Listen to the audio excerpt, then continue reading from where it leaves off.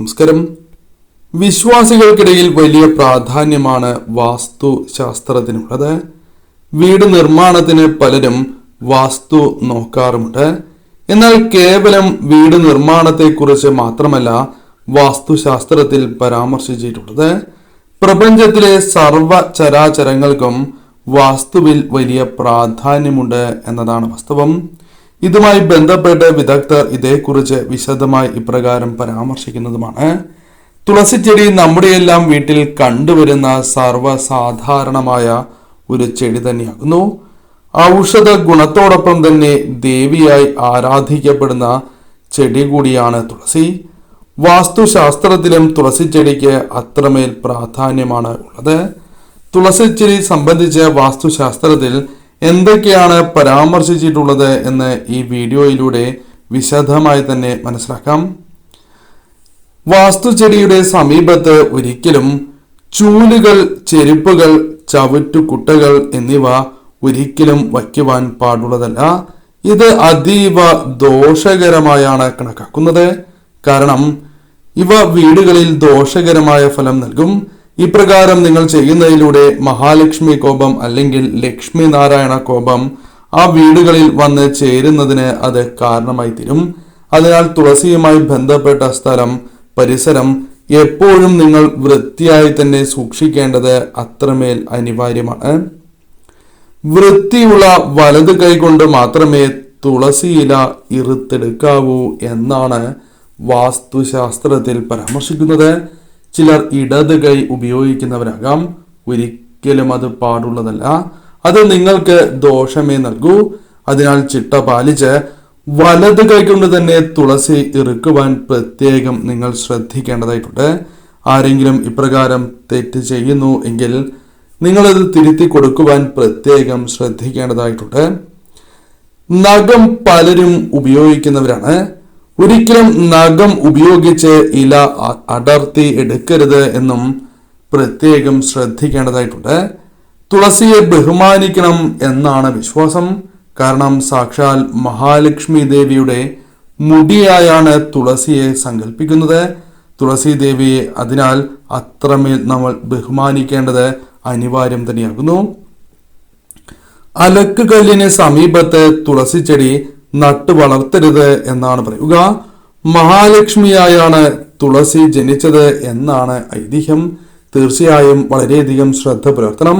ഇനി അഥവാ നിങ്ങളുടെ അലക്കുകല്ലിന്റെ അടുത്ത് തുളസിയുണ്ട് എങ്കിൽ മാറ്റി കിഴക്ക് ദിശയിൽ നടുന്നത് ഏറ്റവും ഉത്തമമായ ഒരു കാര്യമാക്കുന്നു. ആ കാര്യത്തിന് തീർച്ചയായും നിങ്ങൾ പ്രാധാന്യം നൽകേണ്ടതായിട്ടുണ്ട്.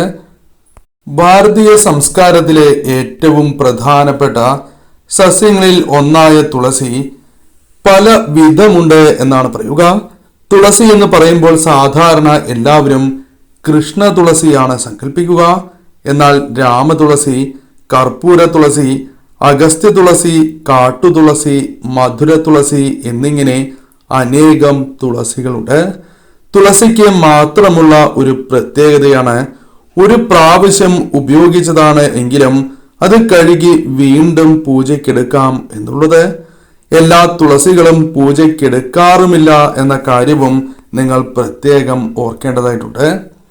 തുളസി മാതാവിനോടുള്ള തങ്ങളുടെ ഭക്തി പ്രകടിപ്പിക്കുന്നതിനായി ഭക്തർ നിരവധിയാർന്ന ആചാരങ്ങൾ അനുഷ്ഠിക്കാറുണ്ട്. അതിൽ പ്രധാനപ്പെട്ടതായ ചില കാര്യങ്ങൾ പരാമർശിക്കാം. രാവിലെ തുളസി പൂജ ചെയ്യുന്നത് ആ വീടുകളിൽ സർവ്വ ഐശ്വര്യങ്ങൾ നൽകും എന്നാണ് പറയുക. അത്രമേൽ വിശേഷപ്പെട്ടതായ ഫലങ്ങൾ നൽകും. നിങ്ങൾ കടബാധ്യതകൾ കൊണ്ടോ മറ്റ് ദുരിതങ്ങൾ അനുഭവിക്കുന്നവരാണ് എങ്കിൽ പോലും നിങ്ങൾക്ക് അതെല്ലാം ഒഴിഞ്ഞു പോകുന്നതിന് സഹായകരമായി തീരും. കുളിച്ച് ശരീരശുദ്ധി വരുത്തി തുളസിത്തറയ്ക്ക് ചുറ്റും 3 പ്രദക്ഷിണം വച്ച് തുളസിച്ചെടി നനയ്ക്കുന്നതും സന്ധ്യയ്ക്ക് തുളസി ചുവട്ടിൽ ദീപം തെളിയിക്കുന്നതും ഏറ്റവും ഉത്തമമാണ്.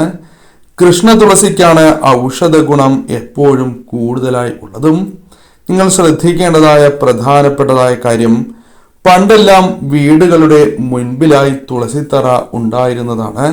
ഇന്ന് പല വീടുകളിലും അതില്ല എന്നതാണ് വാസ്തവം. ഇപ്രകാരം നിങ്ങൾ വീടിന്റെ മുൻവശത്ത് തുളസിത്തറ പണിയുന്നതിലൂടെ പ്രധാനപ്പെട്ടതായ ചില ഗുണങ്ങൾ ആ വീടുകളിൽ വന്നു ചേരും. കാറ്റ് തുളസിത്തറയിൽ തഴുകി വീടിനുള്ളിൽ പ്രവേശിക്കുന്നത് വിശേഷമാകുന്നു.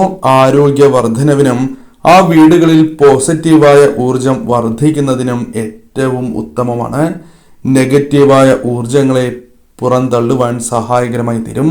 ആ വീട്ടിലെ അംഗങ്ങൾക്ക് ഊർജ്ജസ്വലതയും സന്തോഷവും ജീവിതത്തിലേക്ക് കടന്നു വരും. അതിനാൽ തീർച്ചയായും തുളസിത്തറ വീടുകളിൽ ഉണ്ടാകേണ്ടത് അനിവാര്യമാണ്. സാധിക്കുന്നവർ ആ കാര്യം പ്രത്യേകം ചെയ്യുക. സന്ധ്യാസമയത്ത് മന്ത്രജപങ്ങളോടെ തുളസിയെ വലം വയ്ക്കുന്നതും തുളസിത്തറയിൽ സന്ധ്യാദീപം തെളിയിക്കുന്നതും മികച്ചതായ ഫലമാണ് നിങ്ങൾക്ക് നൽകുക. പൂജാവിധികൾക്കും ശുദ്ധിയോടെ ഭക്തി പുരസ്സരം സ്ത്രീകൾക്ക് തലയിൽ ചൂടുവാനും ഔഷധ നിർമ്മാണത്തിനും അല്ലാതെ തുളസിയില ഇറുക്കുവാൻ പാടുള്ളതല്ല. കാരണം തുളസി അത്രമേൽ പരിപാവനവും അമൂല്യവുമായ ഒരു ചെടിയാകുന്നു. വ്യാഴം, ബുധൻ, ശുക്രൻ എന്നീ ദശാകാലങ്ങളിലുള്ളവർ തുളസിയെ പ്രദക്ഷിണം വയ്ക്കുന്നത് ദോഷശാന്തിക്ക് ഉത്തമവുമാണ്. ആ കാര്യവും ശ്രദ്ധിക്കുക. പൂജയ്ക്കായോ ഔഷധത്തിനായോ മാത്രമേ തുളസി നുള്ളാൻ പാടൂ. ഇനി പരാമർശിക്കാൻ പോകുന്നതായ മന്ത്രം നിങ്ങൾ എപ്പോഴും ഓർത്തിരിക്കുക. ഈ മന്ത്രം നിങ്ങൾ പഠിക്കുവാൻ പ്രത്യേകം ശ്രദ്ധിക്കണം. കാരണം തുളസിത്തറയ്ക്ക് ചുറ്റും പ്രദക്ഷിണം വയ്ക്കുമ്പോൾ ജപിക്കേണ്ടതായ വിശേഷപ്പെട്ട മന്ത്രമാണ്. ഈ മന്ത്രം നിങ്ങൾ നിത്യവും ജപിച്ചുകൊണ്ട് തുളസിത്തറയ്ക്ക് പ്രദക്ഷിണം വയ്ക്കുകയാണ് എങ്കിൽ ആ വീടുകളിൽ ലക്ഷ്മി നാരായണ കടാക്ഷം നാൾക്ക് നാൾ വർദ്ധിക്കും. ആ വീടുകളിൽ സമ്പൽ സമൃദ്ധിയും ഐശ്വര്യവും കടന്നു വരും. നിങ്ങളുടെ ജീവിതത്തിലേക്ക് പോസിറ്റീവ് ഊർജം കടന്നു വരും. എത്ര മനോവിഷമങ്ങളുണ്ട് എങ്കിലും ദുഃഖങ്ങളുണ്ട് എങ്കിലും ആ ദുഃഖങ്ങൾ അകന്ന് പോകുന്നതിന് സഹായകരമായി തീരും. 1-2 ദിവസത്തെ കാര്യമല്ല പരാമർശിക്കുന്നത്. നിത്യവും ഇപ്രകാരം നിങ്ങൾ ചെയ്യുക. മന്ത്രം ഇപ്രകാരമാണ്: പ്രസീദ തുളസീ ദേവി പ്രസീദ ഹരിവല്ലഭേ ക്ഷീരോദമഥനോദ്ഭുതേ തുളസീ ത്വാം നമാമ്യഹം എന്നാണ്. മന്ത്രം ഒരിക്കൽ കൂടി ജപിക്കാം. പ്രസീദ തുളസീ ദേവി പ്രസീദ ഹരിവല്ലഭേ ക്ഷീരോദമഥനോദ്ഭുതേ തുളസീ ത്വാം നമാമ്യഹം എന്നാണ്. ഈ മന്ത്രം തീർച്ചയായും നിങ്ങൾ പഠിച്ച് നിത്യവും ജപിക്കുക. ഇനി ചില പ്രധാനപ്പെട്ടതായ കാര്യങ്ങളാണ് പരാമർശിക്കാനായി പോകുന്നത്. നിങ്ങളുടെ വീടുകളിൽ തുളസിയുണ്ട് എങ്കിൽ നിത്യവും ഒരു തുളസിയില ശ്രീകൃഷ്ണ ചിത്രത്തിൽ ശ്രീകൃഷ്ണ വിഗ്രഹത്തിന്റെ കാൽപാദങ്ങളിൽ സമർപ്പിച്ച് പ്രാർത്ഥിക്കുന്നത് അത്രമേൽ വിശേഷമാകുന്നു. നിത്യവും ഇപ്രകാരം നിങ്ങൾ ചെയ്യുക. സാധിക്കുന്നവരാണ് എങ്കിൽ ഭഗവാന് തുളസിമാല ചാർത്തുക. തുളസിമാലയുടെ നീളം ഭഗവാന്റെ കാൽപാദം വരെ ഉണ്ടാകണം എന്ന കാര്യവും പ്രത്യേകം ശ്രദ്ധിക്കണം. നിത്യവും ഇപ്രകാരം നിങ്ങൾക്ക് തുളസിമാല ചാർത്തുവാൻ സാധിച്ചില്ല എങ്കിൽ സാധിക്കുന്നതായ അവസരങ്ങളിലോ അല്ലെങ്കിൽ ഭഗവാന്റെ വിശേഷപ്പെട്ടതായ ദിവസങ്ങളിലോ നിങ്ങൾക്ക് സമർപ്പിക്കാവുന്നതുമാണ്. കൂടാതെ നിത്യവും തുളസീജലം പാനം ചെയ്യുന്നതും ഏറ്റവും വിശേഷമാണ്. കിണ്ടിയിൽ തുളസി സമർപ്പിച്ച് ആ തുളസീജലം നിത്യവും നിങ്ങൾ സേവിക്കുന്നത് വിളക്ക് തെളിയിക്കുന്നതായ അവസരത്തിൽ കിണ്ടിയിൽ ജലം വയ്ക്കുകയും ആ ജലത്തിൽ തുളസി സമർപ്പിച്ചതിന് ശേഷം ആ ജലം നിത്യവും നിങ്ങൾ സേവിക്കുന്നത് ഏറ്റവും ശുഭകരമാണ്.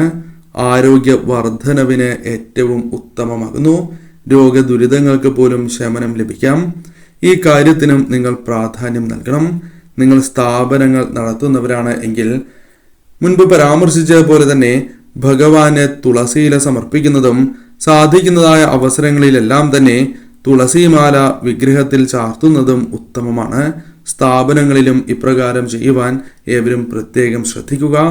തുളസിയുമായി ബന്ധപ്പെട്ട ഈ കാര്യങ്ങൾ ശ്രദ്ധിക്കുകയാണ് എങ്കിൽ അത് ആ വീടുകളിൽ മഹാലക്ഷ്മി കടാക്ഷം, ലക്ഷ്മി നാരായണ കടാക്ഷം വന്നു ചേരുവാൻ സഹായകരമായി തീരും.